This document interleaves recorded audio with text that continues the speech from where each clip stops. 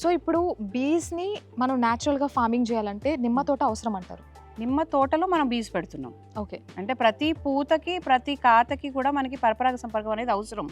So మనం ఏం చేస్తున్నాం అంటే ఇంటిగ్రేటెడ్ ఫార్మింగ్లో మనకి ఈ పూత నుంచి కాత దశ రావడానికి ఒకప్పుడు మేము ఈ తోట స్టార్ట్ అయినప్పుడు పూత నిలవడానికి మందు కొట్టాలి అనేటోళ్ళు. అరే పూత నిలవడానికి మందు ఎందుకు కొట్టాలి, తేనెటీగలు కదా పరపరాగ సంపర్కం చేసేది అని చెప్పి అప్పట్లో నేను ట్రైనింగ్ తీసుకుని ఒక 2 బాక్సులు పెట్టుకున్నా. ఆ తర్వాత నేను డిఫరెన్స్ చూశాను.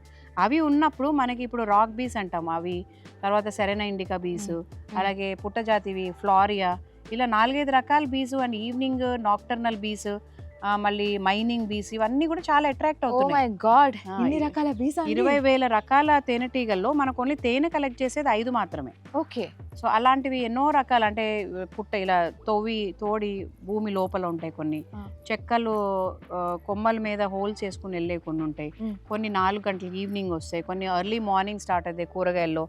సో అట్లాంటి వాటి అన్నిట్లో కూడా ఒక్కొక్క టైంలో ఈ ఒక్కొక్క బీస్ని అట్రాక్ట్ చేస్తుంటాయి. ఈ తేనెటీగలు కూడా ఒక్కొక్క కలర్కి, ఒక్కొక్క ఫ్లవర్కి, వాసనకి ఇవి అట్రాక్ట్ అవుతుంటాయి. ఓకే. సో అందుకనే మనం అన్ని రకాల మొక్కలు మనం పెంచడం వల్ల వాటికి అన్ని రకాల అంటే ఆ టైంలో వాటికి బీస్ అనేవి మనం అట్రాక్ట్ అయినప్పుడు మనం ఉన్న వాటన్నిటికీ కూడా పాలినేషన్ అంటే పరపరాగ సంపర్కం అనేది జరుగుతుంది. ఓకే.